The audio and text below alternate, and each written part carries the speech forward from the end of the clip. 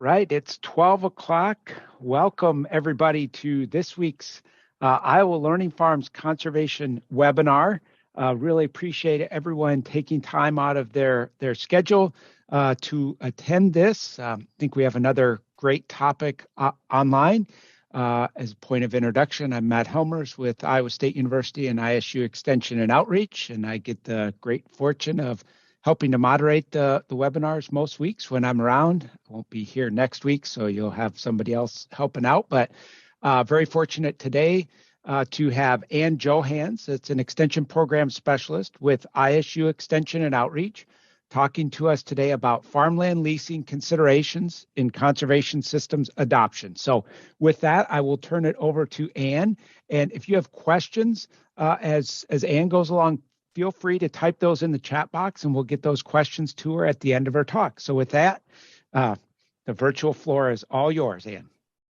Thank you very much. Thanks for having me. And yes, we're going to talk about conservation in farmland leases. And so in my role, I work for Iowa State. I'm a program specialist and I coordinate the materials on our Ag Decision Maker website. And that's kind of our library of farm management materials from Iowa State. And we link back to some things from Iowa Learning Farms I'm going to refer to today. And so I help pretty extensively with some of our big surveys and the materials that we have on the website, and then help support some of the farm management programs that we have all over the state. So let's go ahead and get started. And just over our time today, some of the things that I wanted to address, these are kind of long objectives, but really talk to you about making some informed decisions for the betterment of farmland, and then empower you to negotiate land use decisions, whether you're a tenant or a landowner. And then some of the tools that we have available to plan and implement those conservation systems on your land or land that you might rent. So I really think to talk about the how, we really need to talk about the why. And so when we're talking about leasing and why that matters is that over half the farmland in Iowa is under some form of a leasing agreement.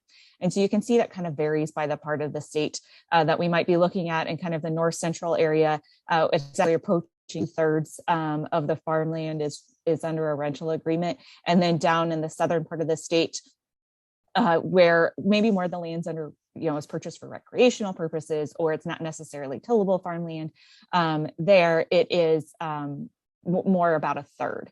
And so you can see that really does vary by the area of the state. But if we're going to move the needle on conservation practices across the state, we really need to have the discussion on how that works on leased farmland.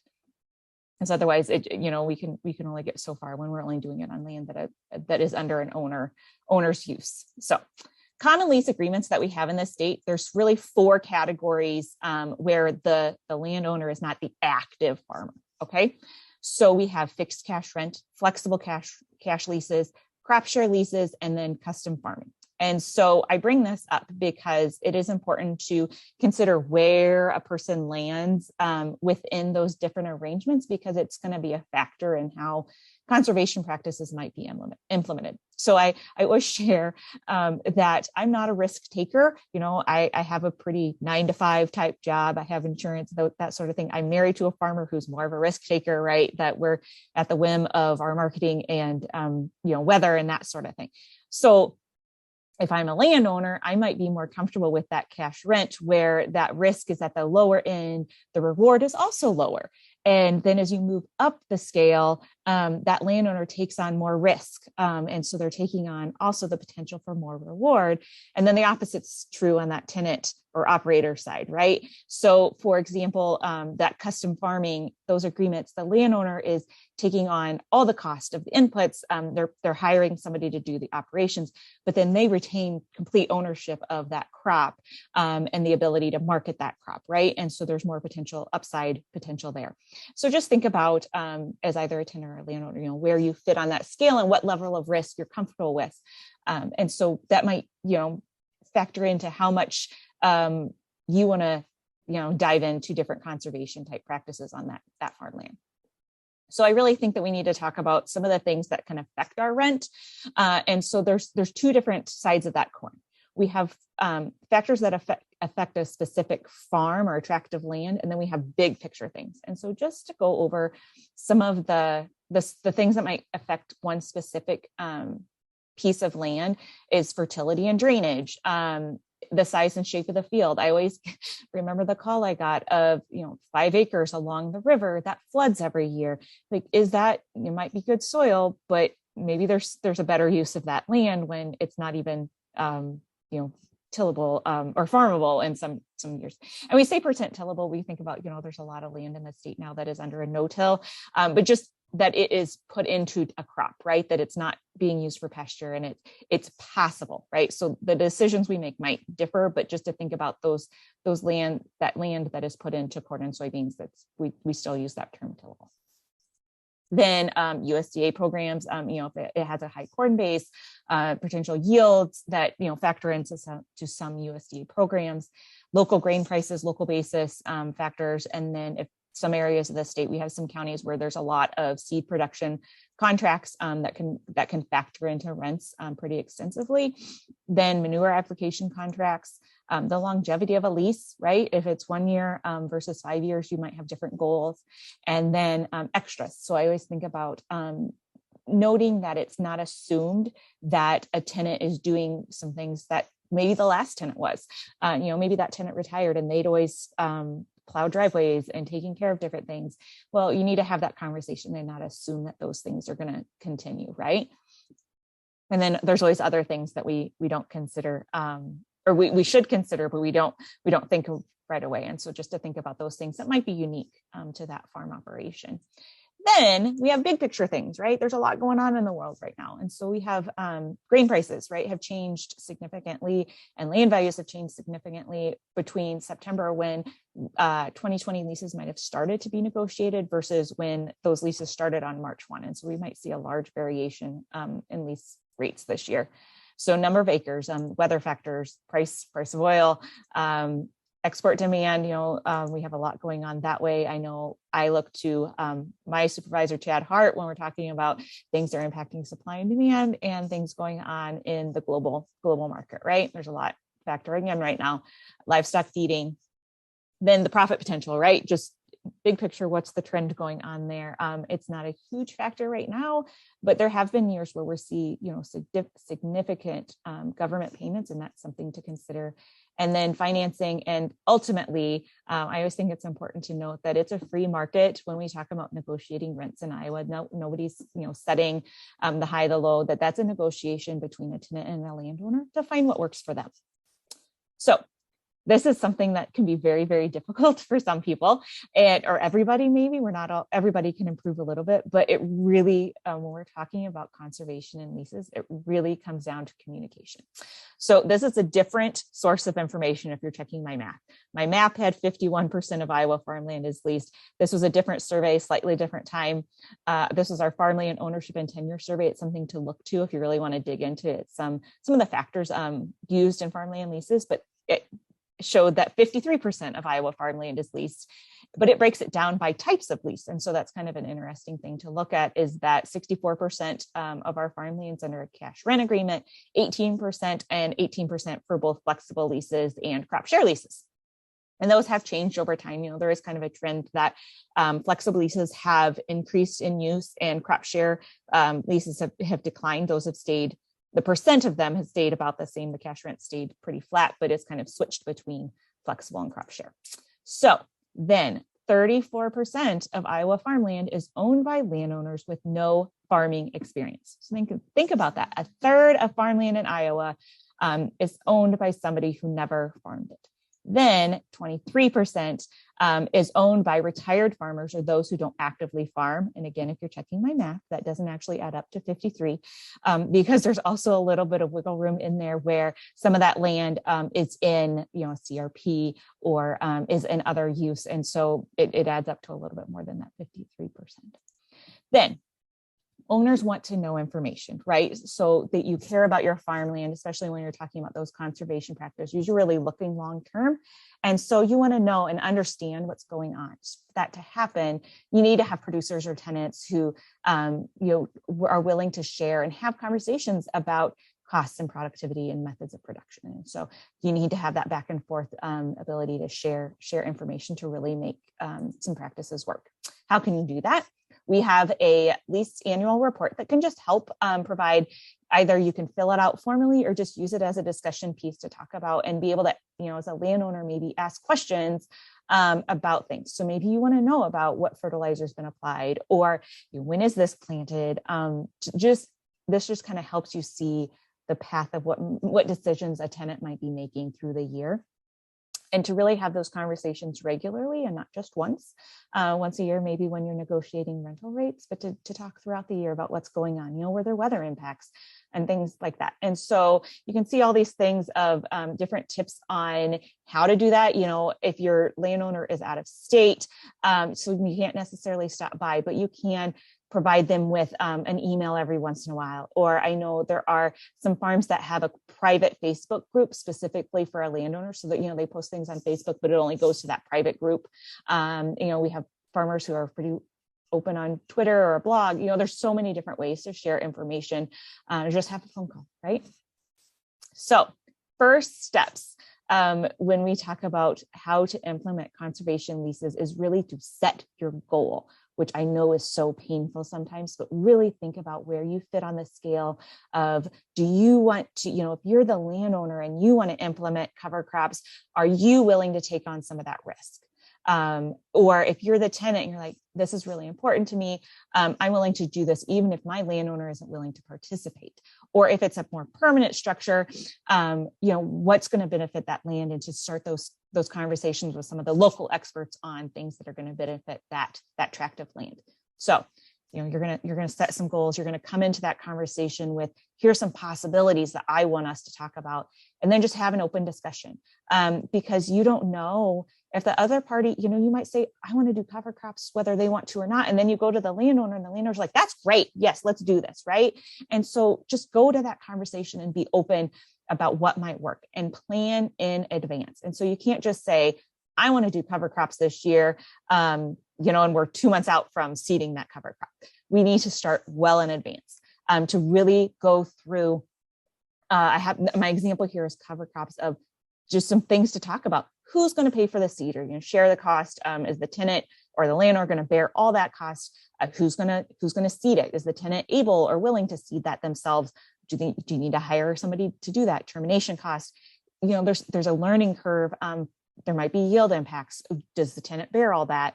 And then consider there's lots of incentives out there for putting on cover crops or implementing some of these conservation practices, and to have that discussion together on how those might benefit you. On the flip side, then you need to talk about, what if it doesn't work, right? So what's your backup plan? And what if the cover crop doesn't germinate? Do we share the cost differently that year? Some other things I wrote down are, what if there's herbicide carryover that affects the plant? What if the cover crop? What if it's a wet spring? Just all these things to really talk through and educate yourself on, producers who are already doing this and things that they've learned through that learning curve, so that you can discuss how that might impact you, right? Then we have so many resources to help you kind of see what might benefit you. And so I just wanted to share a few of those. This one is one I really, really like, because it goes through some best practices for multiple types of conservation practices, right? So we think about cover crops or no-till, strip-till, changing your rotations. And then it has some really nice, simple decision trees where you can start out, this is kind of my goal, and kind of go down some of the practices that you might want to consider. And so that's the link there. And then one of the things within that document is this really nice, just quick at a glance, here's a lot of different practices, their benefits for soil health, nutrient loss reduction, and then for habitat, because you might have a different goal, where you're looking at your focus is different than the next person's, right? So really, really would encourage you to look at this. And then we're on an Iowa Learning Farms webinar, right? So we have some great resources there to help feed that discussion.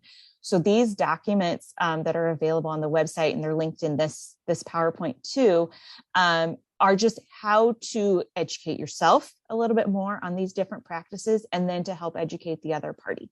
And so if you are a landowner who's never farmed your ground, but you're considering a bioreactor, probably need to learn a little bit more about, is this the right area for that? What's it going to cost? What's the life of that?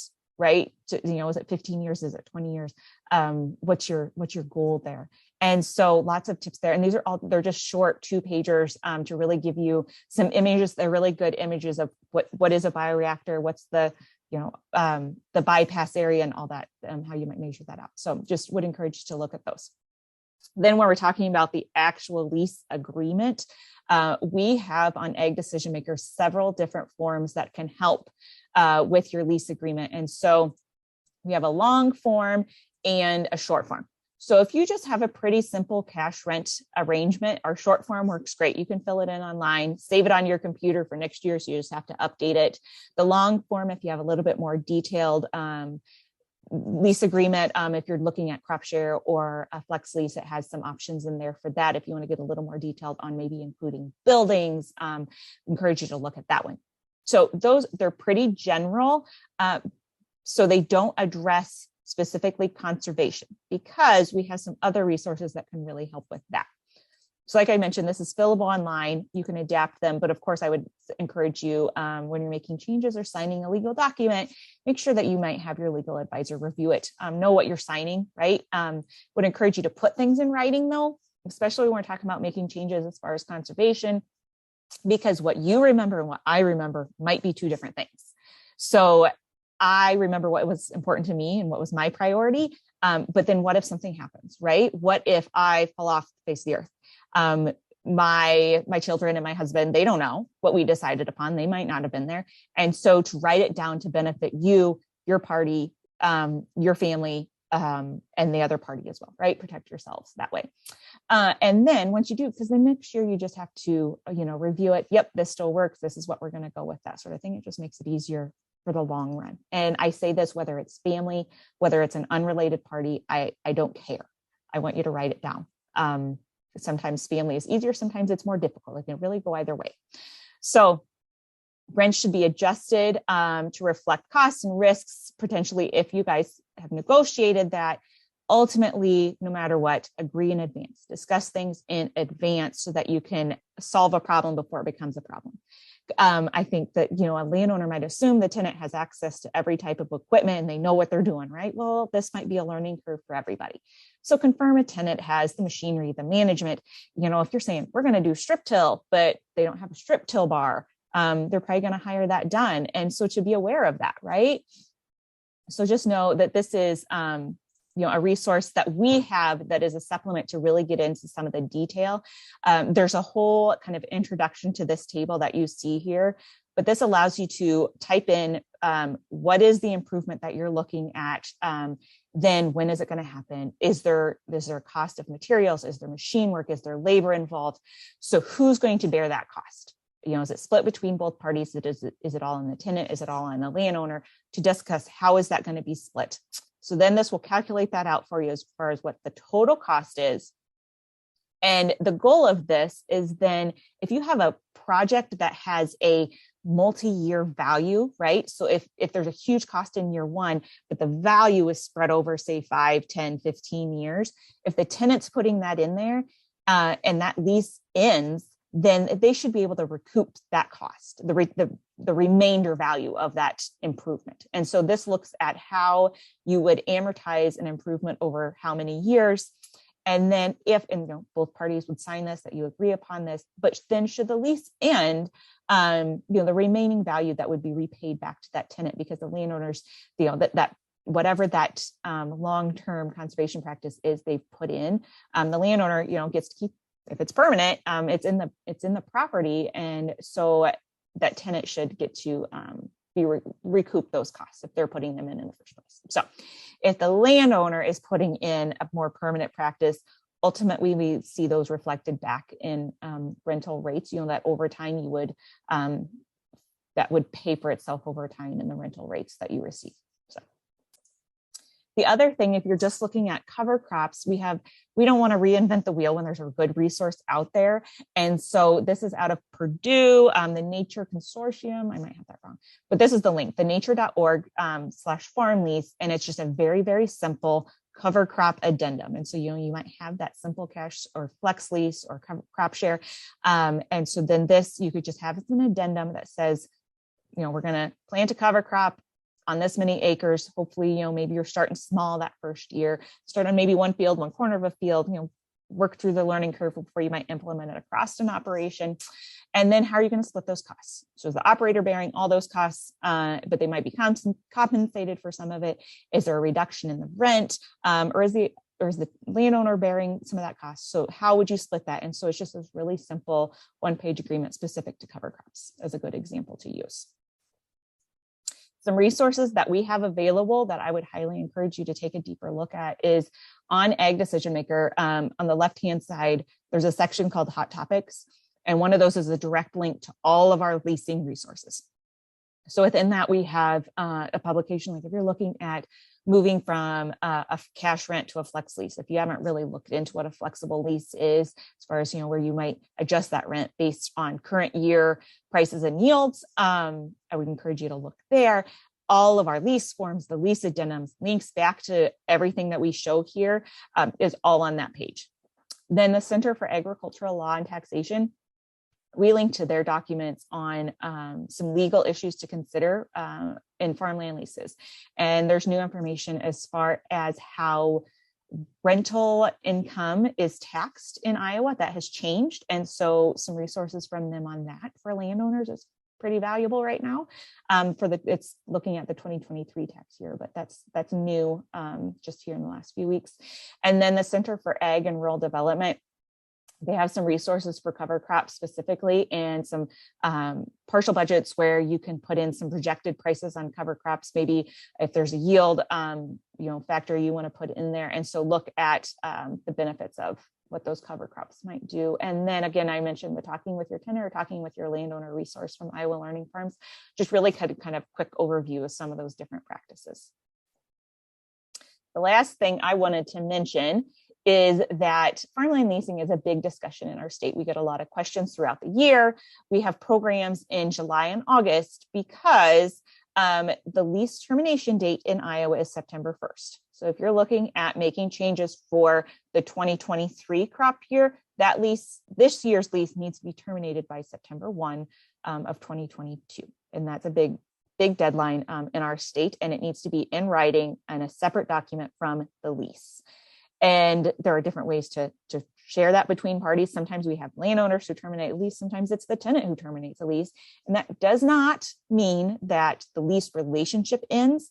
It just means that you're looking at making some changes to that lease agreement. And so that September 1st deadline, we have meetings in July and August all over the state that look at farmland leasing, talk about trends, different issues that are going on at the time, maybe some market outlook. And so it's a really good way to educate yourself, both as a tenant and landowner, about some of the things to discuss in those lease agreements for the following year. So with that, this is, I talked pretty fast and I have a lot of resources, but hopefully you have some questions for me. This is my contact information. I am located at the Borlaug Center in Nashua, but I will answer questions all over the state. I'm happy to do that, but I know some of you are on this today, not just to hear me and Matt, but to get a little bit of CEUs. And so if that applies to you, you need to email Liz yet today by 5 o'clock Central Time, and with your name, the name you entered in the webinar, if it's different, and then your CCA or all those other letter numbers, right? And so get that done here this afternoon if you wanted to receive those CEUs. Oh, and I get to promote next week, right? So I have a couple things. So one thing, I have a colleague, Charles Brown, who talked about a similar topic with a different spin around this time last year. And so I purposely didn't cover the same things because you don't need a repeat, right? So if you want to hear a little bit more, Charles talked about some of his own experience using cover crops on some rented land. He's down in southern Iowa. And so that is a resource. And then the week after him last year, Alejandro Plastina, one of our economic professors, talked about cover crops specifically. And so just know those are all on the Iowa Learning Farm website if you wanted to dig into this a little bit deeper. But next week, it's the flows, backhoes, and microbes. That's clever. Constructed wetlands for subsurface drainage treatment. So I'm glad, don't ask me any questions about that. We'll let her yeah, Dr. That. Jill Costell talk about that, and I'm really bummed that I'm gonna miss that that one. But Ann, thank you so much. And I just want to say there was no money that changed hands for Ann to put up the Learning Farms manual or things as resources. So thanks so much, and thanks for all the resources. We did get some questions here. Okay. Do you want me to stop sharing? Sure. Yeah. Okay. Yeah, that sounds good. Yeah, that sounds good. Then Okay. So the first one is certainly they said, thanks for the presentation. How do you think we can get more landowners to care about and share the cost of conservation practices? So I feel like that is improving. There was a survey done in 2017, 2018 that talked about, it was of landowners and like if they were willing to bear the cost. And I thought about bringing that up, but really, I was at a landowner meeting earlier today, and I think that there is more interest and it's growing, but tenants have to play a role. And so we can do our part, and we talk about it at, say, our farmland leasing meetings. Those are landowners who aren't actively involved in agriculture, protection agriculture, that we do talk about this, but a tenant needs to bear the hat of the educator. And that's not natural to them, but to talk about the long-term benefits and, to help them understand that's part of the conversation, is that we all play a role. You talked kind of about how much, land was leased, and then some of it that I get. The question was, of that, do you know, or have the surveys looked at how much of that leased land is leased to someone that's related to them? So I can't tell you off the top of my head, but the resource I refer to in there, and it's on the Ag Decision Maker leasing page it's a farmland survey of owners and tenants. And it does ask percent to rented party, and it's declined over time. If you look, this is done every 5 years. And so if you looked back, it does change. But then when I think about like rent, a related party, is that my nephew? Is it my brother? Is it my sister? Or is it my second cousin twice removed? And what's related? I don't know. Yeah. Oh, yeah. That good point. And, somebody brought up that big issue of communication and the challenge of adding family dynamic to a business dynamic. Very much. And so I have some of my colleagues do estate planning and transition planning, and they literally like physically will change hats. So today you're your mom and dad, now you're the boss.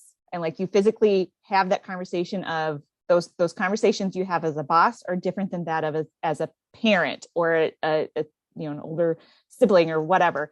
And so it is difficult. So some people are like, oh, it's my relative, and so it's great. It's like, no, it's just more difficult. It really just, and so I think that people usually when I get calls, they think that it should be easier, and like it's a struggle no matter what to have these difficult conversations, and then to add in that maybe there's some family dynamics in there too. It's okay that it's difficult. It is for everybody else too. So, yeah, but to continue to talk. And don't do it at Christmas, and don't do it at Thanksgiving, and eat and then do it another time. I just don't put those together. Maybe don't make it part of the family, the family right. gathering. Make it part of exactly. something else where it is a formal business meeting. Let's do it a separate time. And so think about that to separate it. So I think it's really interesting to think about the lease agreements, and I just maybe ask your response to a comment we got for an Iowa Learning Farms kind of leadership circle a while back, that there was a farmer there, and he also works as a farm management individual, not associated with Iowa State, but and he talked about that for him, he doesn't like to have to worry about that conservation, a conservation lease, that like it should just be one-on-one, you're going to do this or you're not going to do it, and more of a not formalized in the lease, because then if something goes wrong, it may not work. I guess I'd ask your response to that, and also then it got me thinking as I was talking about this. I also started thinking that, like that cover crop kind of addendum, as I just looked at that quick, I thought that was pretty interesting because, it said, I'd get them planted by this time and so forth. So that might give a little out rather than putting it in the full formalized lease. Okay. But I guess I've talked too long. I'll ask just your thoughts on that. So I think, I kind of will die on the hill that says, put it in writing, because you can still put in there some wiggle room, right? And have the discussion. There's going to be years it doesn't work like you intended. And that can be, you include that in there, I guess, I hesitate to say, oh, we're just going to do this. And then when you talk about there are lease agreements where the landowner is maybe starting a new lease with a new tenant and they're mandating it. Like, if you're going to farm this, you're going to have cover crops. I'm like, that's great too. That, if you want to farm my land, if you're going to farm my land, you're going to rotate it. Like, as a landowner, you get to start that discussion. And if that tenant doesn't agree, maybe you go to the next tenant, or, or to say, why not? And then say, they might have a really simple reason why not. That's easily solved too. So don't just say, I hate when people say they said no, and then we just drew the curtain. Like, ask why, because maybe it's like, oh, I don't have the equipment for that. Well, let's talk about that. Can we custom hire this one thing done and then move on? That's great. I mean, it kind of gets back to your maybe one of your first points, if I remember correctly, is that communication, and talking it over and seeing what works. I'm also reminded of, that a farmer from up by Eagle Grove, it's been many years ago now, but still struck me because there was a individual that asked that question, I want to do cover crops on my land, but my tenant won't do it. And, this farmer said, well, then get a new tenant, and so, you have the kind of the power to have things done on your land that you want to have done. And I hate to say, let's break this relationship that's worked great because you don't want to, but I want to ask why. Why don't you want to? Because I don't understand them. Okay, well, let's work through this together. There might be a really easy solution and we just kind of that communication is hard. You're you get that no or that pushback, and you don't kind of. And I would be guilty too, that it can be a challenge. Yeah, that's right. On this webinar, it's easy for me to say communicate and just, but yeah, those discussions are hard. Let me check here if we have any other. I think we have time for another comment or two, or a question or two, if somebody has one. Yep. So I have one that came into me. Yeah. And I think I can address this pretty generally. And I used the example in a previous discussion about lime. So in that, anything that has a multi-year value, if a tenant's putting it on and that lease agreement ends, they should recoup that cost. But if you as a tenant, if it's a long-term lease, and honestly, some of these practices I might look at, hey, can we have a multi-year lease if I'm going to do this as the tenant? But if it's something where you're putting on lime and you as the tenant are receiving the value of that over time in your use of that farmland, then we see that usually the tenant does bear all that cost. But again, it's a negotiation. But I would want to know if we're on year 2 of the lease and it ends, and I know that lime didn't you reapplied for a year or two, then I know there's still value in that, and I would want to have that discussion up front. So hopefully that answers the question. I know they have my contact information. And I tried to copy. I didn't see everything that came into me direct. Maybe but if there's always going to be some unique situations, and people need to ask some more specific questions. And so I'm welcome to take those. There was a question if you're the farm management specialist and you give help on or mentoring on these communication issues, that it can be such a tough item, but maybe there are some resources out there that we can help provide. Do as I say, not as I do. No. So yes, on that leasing page, honestly, I really like some of those, just that annual report, because you don't know what you don't know. So I think that's sometimes as a landowner, I didn't know to ask that. And so to look at those, there's a couple of different resources that really do talk about communication. If you search on our website, there's actually a publication for how to deal with a difficult person. Okay, great. To kind of help you see their point of view and come at them maybe a little bit differently. That can change their reaction, and then ultimately, how they progress through a discussion. So. And I guess this would be one. Have you, seen anything with gender dynamics in some of these? So the majority, as farmland owners get older, there's some demographics where the majority of farmland owners who rent land out are female. We're working on some programs specifically for those women landowners. They have a grant that's statewide that's going to have, and there's actually going to be a session specifically on conservation within that program. And I think a lot of those resources will be able to also release publicly on Ag Decision Maker. But yes, I feel like, yes, that it depends on how you view your ownership of that farmland, right? So do you see it only as a source of income, or do you see it as, I own land, they're my farmer? Because then they might be more willing to partake in some of these practices or try something. Whereas if you're the landowners that just call me and say, what's the highest I can charge? I'm like, well, I'm not going to tell you because I don't know. So don't ask me that, because I don't like that question.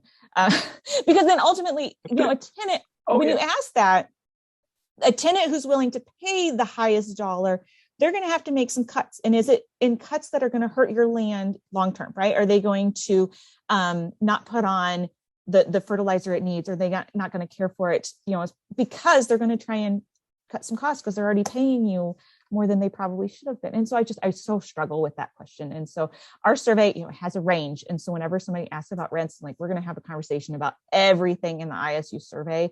I was really lucky that we can have some of the detail that we do in our surveys. And so I say, if you're not in the range, you don't need to be average, but if you're not in the range, let's have a discussion as to why. I think we got our last question, another one that's interesting, but and I bet you've had some of this. So they were at an event yesterday. They had a farmer say that he owns 200 acres with 7 siblings, and they're agreeing on how to manage it. I guess, how often is that the case that we see this multiple owners and challenges with that? All the time, right? So you think about, I feel like passing on farmland is probably something in just the last 50 years where that is done as much. Used to, you would sell it, or you could move areas of the state and buy another 80 acres. That's not feasible this day. Yeah, it's more of a financial challenge, right? So we see more land passed down, multiple siblings. And then what if those siblings, one of those passes and they had 4 children? How is that owned? Major issue. And so you look at, there needs to be a leader who makes the difficult decision. Not everybody might like it, but you're never going to get everybody to agree, especially when you have that many. And then you might have somebody who wants to sell, and can the other 7 buy them out? It's very common. Right. And then I had another. Oh, you had. Okay, great. So about landowners looking for renters, and you got to do a little bit of homework. You can. Extension isn't going to hand out names of clients because they might not know them either, but to talk to the people around your land. You have a plat book, who farms the land or owns the land next to you. Do you like how I had somebody who she got a new tract of land because they liked how she farmed, and she was touched. She's like, oh, I didn't realize that they were watching me. Well, everybody's watching, right? It's on the highway. Everybody saw it anyway. So think about it's hard when you're not there physically, but to say, oh, my neighbor, I used to know him. I still can get a hold of them to kind of but you're gonna have to do a little bit of homework. Say, are they reliable? Do you like how they farm? Do they take good care of it? Do they communicate? That sort of thing. You can kind of do some background work there. Great. All right. Thank you so much, Ann. This is really, really useful. And as Ann said, there are a couple other archived webinars that relate a little bit to this. So feel free to go back and watch those. With that, please think about tuning in next week to hear about wetlands and the work that's gone on in Illinois with wetlands with Dr. Jill Costell. And with that, I hope everybody has a great rest of the day and great rest of the week. Thanks so much. Thank you.